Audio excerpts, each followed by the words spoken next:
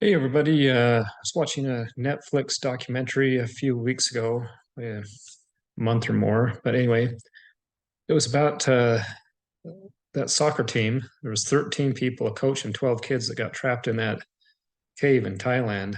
Went in, it wasn't raining, the monsoon season came early, and they got trapped in this cave way down. Matter of fact, it was so deep uh, that the divers, it took them about 6 hours just to get to and find them, and 6 hours back. So tremendous. I mean, just a miracle that any of these people survived. They were in there for weeks. Matter of fact, they had to sedate, almost like they were putting these people out, like for surgery, in order to get them all the way out. Because most people, probably including myself, being underwater in a cave within probably the first 10 seconds, you'd panic and hyperventilate and get killed. So they had to sedate them. It had never been done before, anything like that. All the doctors said it wasn't a good idea. You can't, because most of the time you have to be very cautiously observed when you're sedated. That way your oxygen levels don't go to zero, and you die anyway. Anyway, it's very interesting. The point of this whole thing is there was thousands and thousands of people that came to help, but there were two. They flew divers in from all over the world, but there was two specific people in the UK that were crucial in getting this rescue done. Navy SEALs had come in. Matter of fact, when these two UK divers came in, they were hobbyists. They did it kind of on the side. That's what they enjoyed doing. These Navy SEALs almost scorned them. Like, what are these middle-aged, no-name jokers doing here? What value are they going to add? But as soon as they got into this project, they found out the Navy SEALs, as fit and accustomed to the skills that they have, they were not the appropriate people for the job. These part-time hobbyists had the knowledge and the skills and the experience to get the job done. Uh, I can't even imagine the environment, and you'll see that in a minute. I want to show you the environment they were placed in.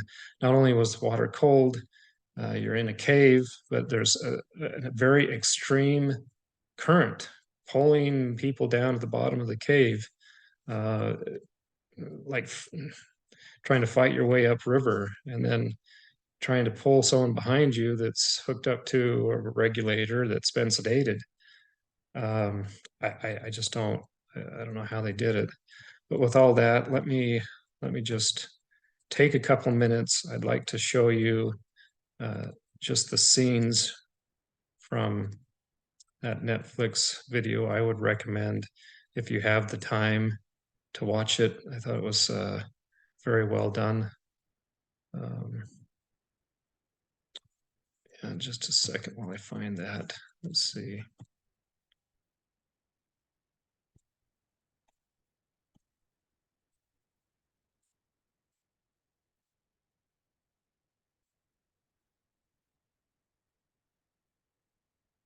Okay, there it is.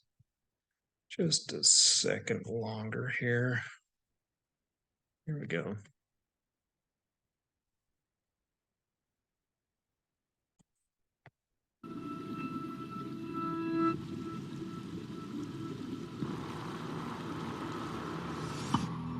Breaking news right now out of Thailand. Rescue teams are working through the night to save 12 boys and their coach trapped inside a cave.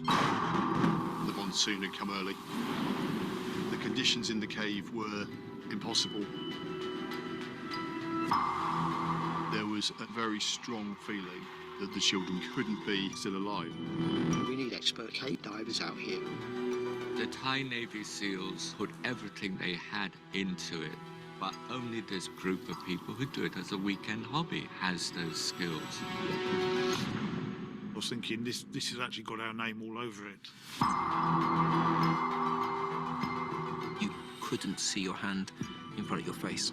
Trying to wriggle through holes that I couldn't wriggle through, finding a bigger space, sliding through, and then repeating again and again. How many of you? 13. We look into each other's faces thinking, We may be the only ones that ever see them. Finding the boys was the easy part. They didn't have a clue how to get those kids out.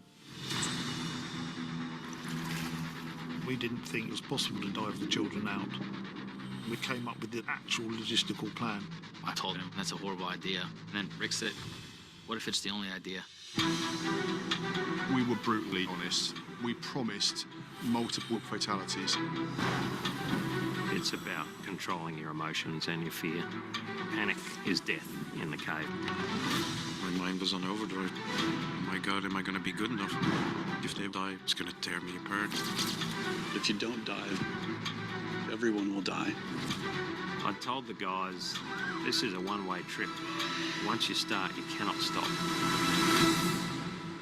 Believe. Believe.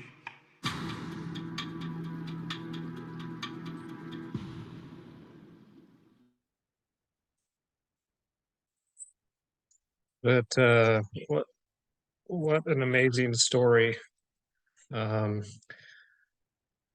Let me share with you too. I mean, they were interviewed all over the world for what they were able to do. And here's just a quick couple seconds, well, maybe a minute of that interview with one of the Good Morning shows. Let me share that with you. Why you two take you a long time to make up your mind? I think we both felt that we were best placed to certainly add expertise and try and give the boys the best possible chance of survival. The British cave diving conditions have prepared us, or had prepared us, for what we were expecting to face, and that might have seemed arrogant at the time, but I think our thoughts along those sorts of lines were proven right. But Rick, the immediate thing I get, looking at you and John, is that you're tall men. I'd have imagined to do and be successful and to wriggle about in these underground caves the way you're expected to, you guys would have to be about half the size. Well, we're tall, but we're relatively thin, hopefully. And these weren't particularly small caves. It was in places, but it's really just being accustomed to moving through a cave that really held us in good stead, and also used to fast-flowing water and zero visibility. So I don't know if you got that, but these guys were specifically trained for this situation. Of all of the billions of people on the earth, these two guys kind of led the group of many divers because they had knowledge, skills, and experience, and they were able to save 13 people out of billions of people. Two guys kind of led the team.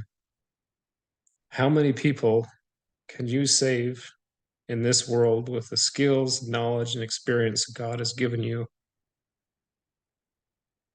God has sent you to this world at this time, at this place, with a specific job that no one else can do. How many people can you save if you do it with God's help? The call has gone out. God needs you. You're the only one that can do the job that you can do. Answer the call.